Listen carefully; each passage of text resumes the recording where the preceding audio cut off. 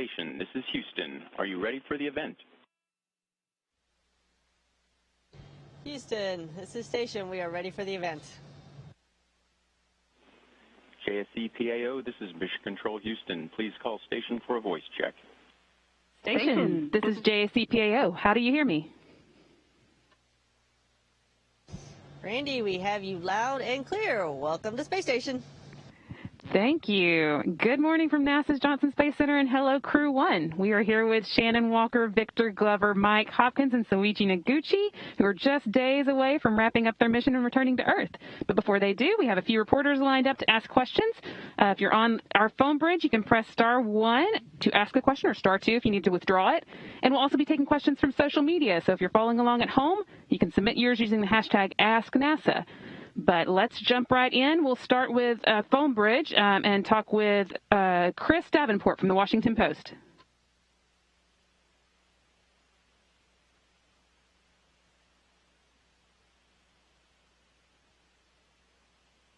This program is not only going to send the first woman to the moon, but the first person of color.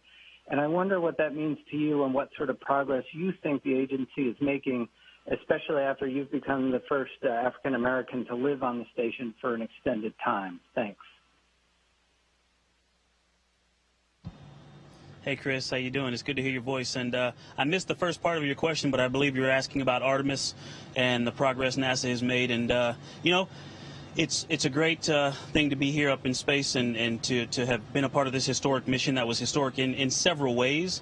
And, you know, we were joined by Crew 2, which was also historic in several ways. And so what I think it says is that the administration, the agency is doing what it can to continue to explore space, to do it safely, to do it effectively, but also to do it inclusively in a way that represents the best and brightest of America. And so I think that's what's important, that we continue to do that and focus on that in the future. Thank you. Next, we're going to go to Bill Harwood with CBS News. It's great to see you guys. Just looking ahead to landing, have you guys gotten a forecast yet? And what did Bob and Doug tell you guys about reentry? What sort of noises, vibrations? I mean, we're still trying to get to know the Crew Dragon spacecraft here from the outside. So anything they passed on to you, we'd sure like to know about, too. Thanks. Yeah, thanks for the question. So in terms of the weather brief, we've certainly been following it a little bit, but we haven't been getting a lot of the details yet because we're still, you know, about 48 hours out or so. And so now is the time when the predictions, they start to get a little better. And so we're going to see over here the next 24 hours really of whether we have a go to start the sequence of events that would have us undocking on Wednesday. In terms of some of the advice that Bob and Doug gave us on landing, you know, landings are always fairly dynamic, particularly with the capsules like this, particularly when the chutes are opening. So that's always a little bit exciting. But I think one of the best pieces of advice that I got from Doug was just talking about, you know, with this new vehicle and not having landed a lot before, is just making sure you're staying ahead of the capsule. And so I think that's something that all of us have been focusing on over the last few days, preparing for that landing, is just going over our procedures and making sure when we get into that sequence of events that we're ready to go, and we're following right along with all of the automation as it takes us to hopefully a safe landing. Next up, we'll go to Miriam Kramer from Axios. Hi, thanks so much for taking my question. So Resilience will also be bringing the Inspiration 4 crew to orbit in September. I'm curious if y'all have any tips and tricks you'd like to give to the ship's new crew before they launch. Have you reached out to them? And for Commander Hopkins, how do you feel about handing over command of Resilience to a civilian? Thanks so much. Okay, well, I guess I would start with the last part of your question, and I would say I think it's very exciting. I actually look forward to it. I think it's a good thing for human spaceflight to see more and more people getting up into orbit around Earth. It's just it's an amazing experience, and as we look to kind of transition low Earth orbit to the commercial industry, this is a big step along that way, and then NASA can continue to focus on exploration and getting back to the moon and onto Mars through the Artemis program. So again, I am very excited. We have not had a chance to interact with the Inspiration 4 crew yet, but I think all of us would love to have that opportunity and kind of talk to them about what it's like inside Resilience going uphill, and we'll be able to tell them soon here about what it's like coming home as well. Speaking of Resilience, we have a question from Whitney on Twitter and Facebook asking, since your dragon's name is Resilience, would you give us an example of when you've had to be resilient during your mission?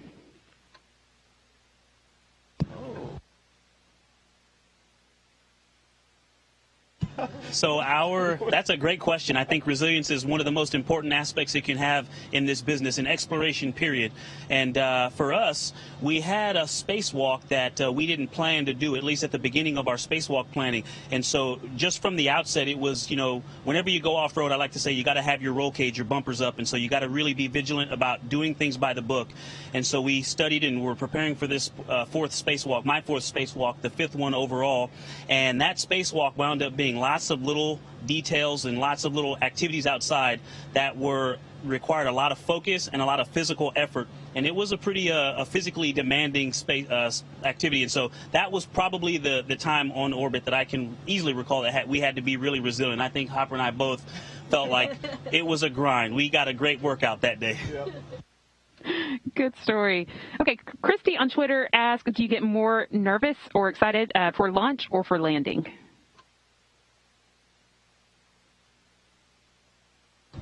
I would say we're excited for both, and each are a little different. Of course, for a launch, there's the excitement of riding on a rocket, and there's the excitement of you've been training for months, in some case years, for this opportunity, and so it's very exciting to do. And now that we're going home, it's exciting because we don't know quite what to expect landing on the water under parachutes like this, and it's just exciting that we get to go home and see our friends and family. So both are very exciting.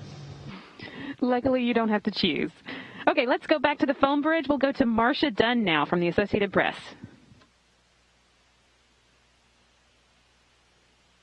Down had quite a welcoming committee. What's your take on how the keep-out zone will be handled differently for Wednesday, and what's the danger of having pleasure boats so close to a returning capsule? Thank you. Yeah, so obviously, great question, and I know NASA and the Coast Guard and SpaceX, everybody involved is very aware of the boats that were around when DM2 landed, and so that is certainly getting a lot of emphasis. And so in terms of the details, I'm sure there's going to be more resources and all of that put to it in terms of making sure people the boats stay away from the landing zone. Really, what makes it dangerous, I don't think any of us are too worried in terms of landing on a boat, but I think it's the hypergulls, the fuel that's used for the thrusters that we have. If there's any kind of a leak, we're okay in the capsule typically, but it's the people in the boats that could be really at the most risk. And so really I think it's the danger for them that we really need to be aware of, and so that's why it's very important for them to stay away and a safe distance, and allow the recovery teams to do their jobs and make sure that there aren't any of those hypergulls and dangerous materials like that could hurt people. Good advice. Next, Michael Sheets from CNBC. Hi, all. Thanks for taking the time, and great to talk to you from here down on Earth. I'm curious, from each of your perspectives, what was the most memorable either experience or moment you had while on the International Space Station? Maybe that was a piece of research, it was your spacewalks. I'd love to hear from each of you on that.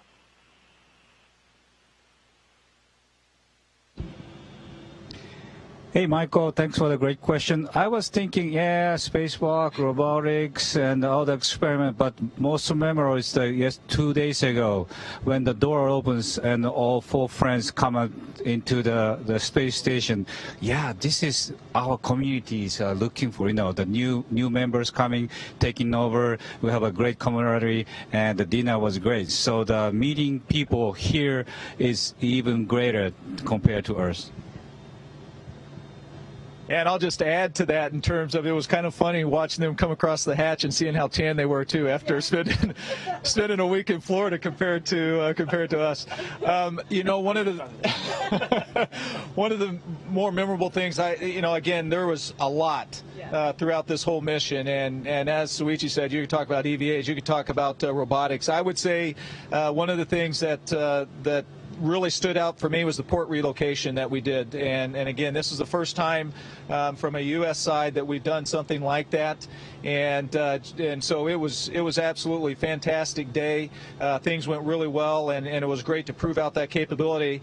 And then along with that, I've been sleeping in Resilience this entire mission, and the views now from the top of station have just been absolutely stunning.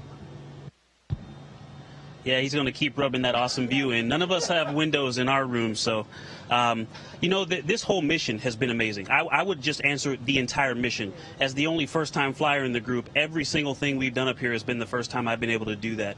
But one thing that did really profoundly impact me was the very first time I got out of the seat after Resilience was safely in orbit and I looked out the window and saw the Earth from 250 miles up. I will never forget that moment, and I actually recorded it because I really wanted to remember how I felt. It wasn't about the view, it was how the view made me feel, and that, every time I look out the window in the cupola, I still feel the same way. Earth is amazing, it's beautiful, it protects us, and so we should work hard to protect it.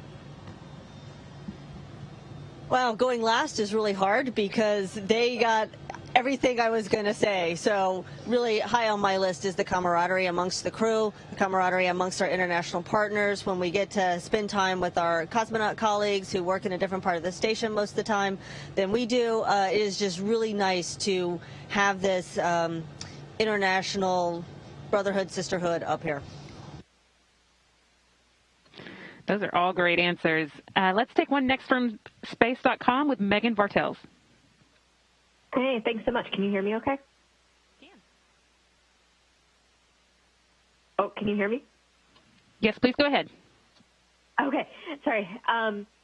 So I'm curious, you four left in the middle of this massive pandemic, and you're coming back still during the middle of this massive pandemic. Could you talk a little bit about what that's like, sort of how you were hoping things would go when you did lift off, anything related to that, what it's going to be like to land and have everyone be wearing masks? Yeah, that's a good question, because I know all of us were hoping that when we landed, or when we will land, that the pandemic would be at a different stage. That being said, people are being vaccinated in the U.S., and so things are looking better. We will be going back. We'll be actually in a semi-quarantine just like we were when before we launched, because when we return, our immune systems are a little bit depressed, and so we're going to do everything we can do to keep everybody safe. We definitely have enjoyed not wearing masks up here, and having to go back and wear masks is, well, it's what we will do because that is the right thing to do. Another important question about what happens when you return to Earth from Hector on Twitter, who wants to know what's the first thing you're going to eat.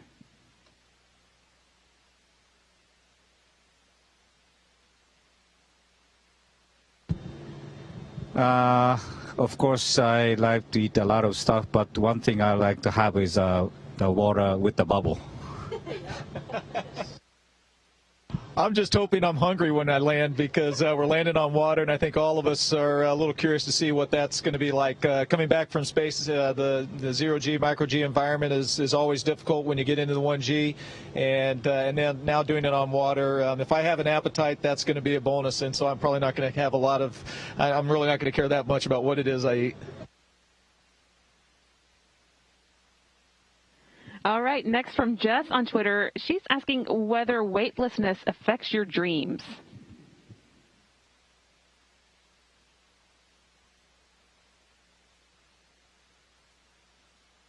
I don't actually remember dreaming. Since I've been up here on orbit, I haven't had many dreams, or at least don't remember them. But I will say this.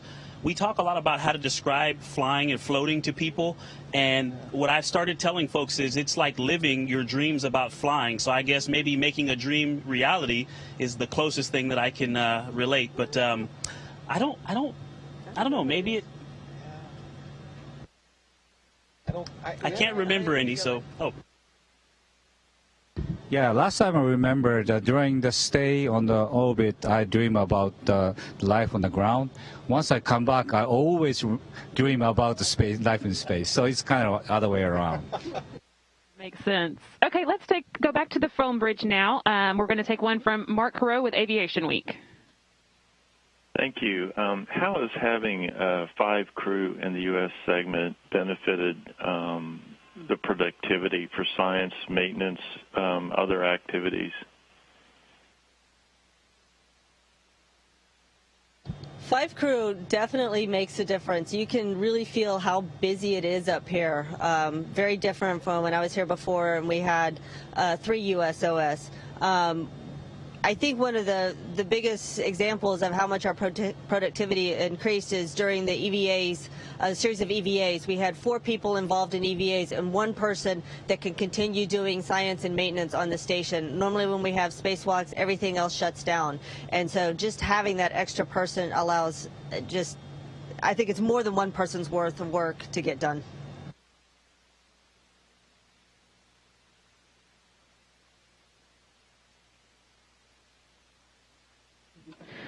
Just about out of time, but I think we can fit in one from Robert Perlman with Collect Space next. Thanks. Your splashdown will almost double the record for the longest spaceflight by a U.S. spacecraft as previously set by Skylab 4. What does it mean to you to be on a record-breaking mission, and what does the record represent for the future of U.S. capabilities in space? Yeah, Shannon just said one small step, and I think that's a good way to put it. You know, when we passed the Skylab mission, we actually had an opportunity to talk with one of the astronauts, and it was absolutely fantastic. You know, you talk about setting records, and the record that they set, I think, is really pretty significant, particularly when you think about how long it stood. I don't anticipate that our record is going to stand that long, and that's a good thing as well. And so, yeah, it was great to break that record, but I think for all of us, it was more of just a privilege to get to share that moment with those that had really broken ground, and really we're standing on their shoulders today. We have a little more time than I was anticipating, so we're actually going to go next to Randy Ginner from Phelan Magazine. Hello. Just wanted to ask questions about your experiences with the experiments that you've had with the tissue chips, including perhaps the microbes that you were doing. Have you, for example, do you plan to bring home some radishes on the splashdown? Any fascinating advancements that you found with those with the tissue chips, for example, and the microscopic microgravity stuff that you've encountered there?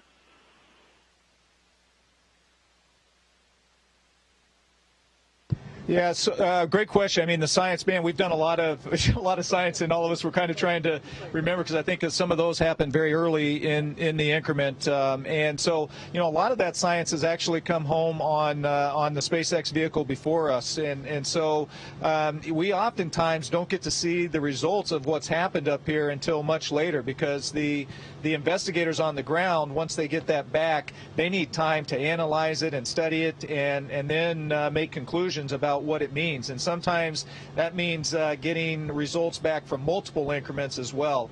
And so some of the crops that we did grow up here through veggie and like the radishes as well, we did get to try some of those out while we were up here, and I think all of us would agree that it is amazing to have fresh food up here, fresh vegetables like that.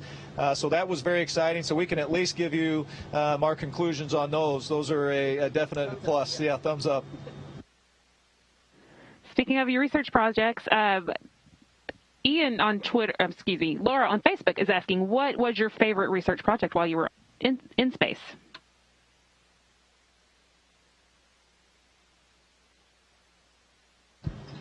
Thank you. Thanks for the question. Well, there's a lot of interesting experiments. The one experiment I did, along with the 12 countries and regions in Asia, is growing herbs. It's actually basil.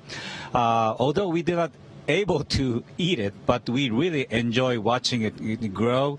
And the response from all the students around Asian and Pacific region is just fantastic. And they are very happy to see it grow, and they are happy to do the same kind of experiment on the ground to compare the results. So that's another great triumph of international cooperation.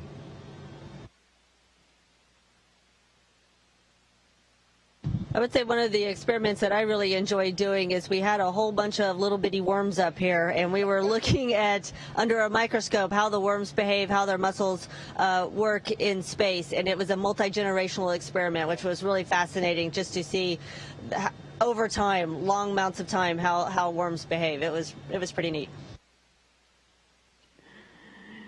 Sounds like it. Okay, next we're going to go to Mara on Twitter, who wants to know what your NASA duties will be once you return to Earth.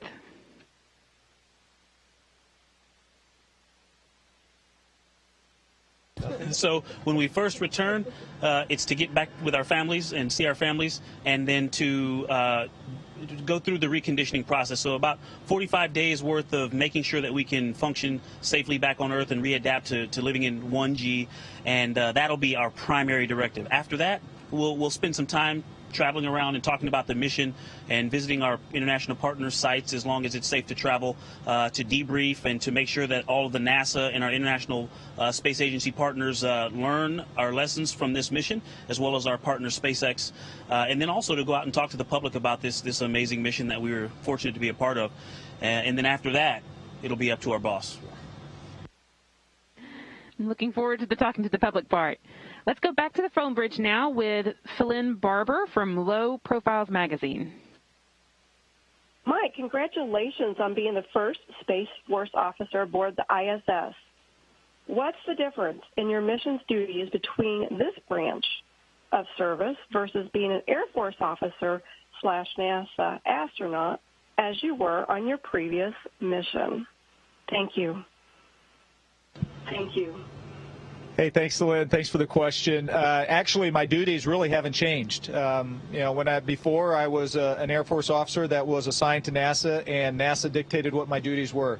And now I'm a Space Force officer assigned to NASA, and NASA is dictating what my duties are. And so that will continue up until I leave the astronaut corps, and there's no plans for that happening anytime soon. So, at this point in time, my duties really haven't changed. And so in terms of what I would do if I did go back to the Space Force, that would be determined at that time. And next we're going to get one from Nim Shaw with Irish Science Communicator. Hi there, how are you? Thanks very much. I was watching you all embrace on Saturday when Crew 2 arrived, and for some of us around the world, embracing our loved ones isn't possible. I was just wondering, on your days when you miss your family, what do you do to get over it?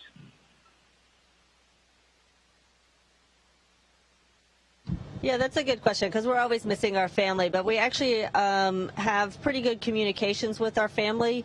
We're able to phone them, to make phone calls to them just about any time we want if there's satellite hookups. And then once a week, we'll get a video conference with them, so we get to see them fairly often. It'd be better to be on the ground embracing them, but until then, we have to deal with electronic communications. Next, we'll go to Russell Pounds with Pacific Rim Media.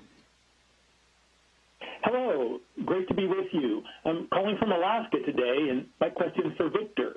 The story I'm working on is about women, girls, and people of color discovering careers in science.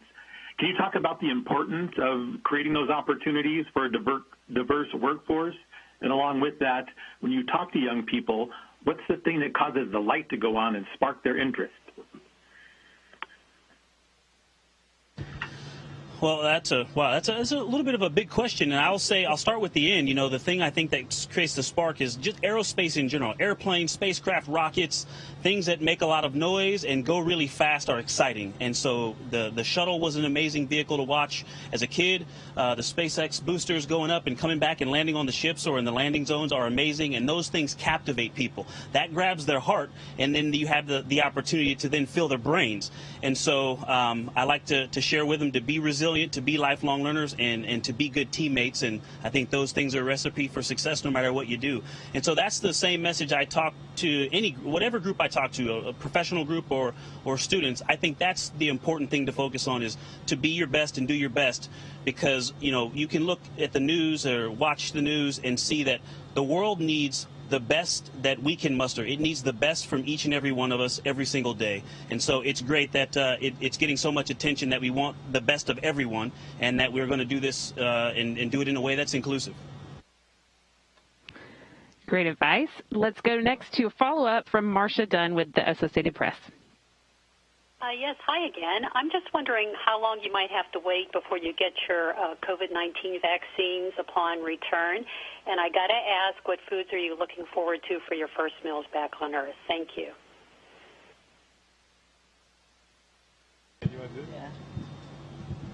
Yeah, what the flight docs are telling us is that we'll get a COVID vaccine 7 to 10 days after we get back. I don't know which version we'll be getting, but long about that time frame.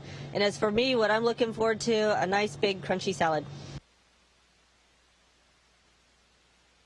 Talking about the food, I think for me it's just something that's freshly prepared. Everything that we eat up here was cooked or packaged years ago, and so I'm really looking forward to something that just comes right out of the kitchen to my plate, to my mouth. Okay, we'll wrap up now with one last follow-up question from Megan Bartels at space.com. Hey, thanks so much for taking a second question. I wanted to ask, if you get another space station mission, would you want to fly Crew Dragon again, or would you want to be giving a different vehicle a try? And either way, why? 3 vehicles?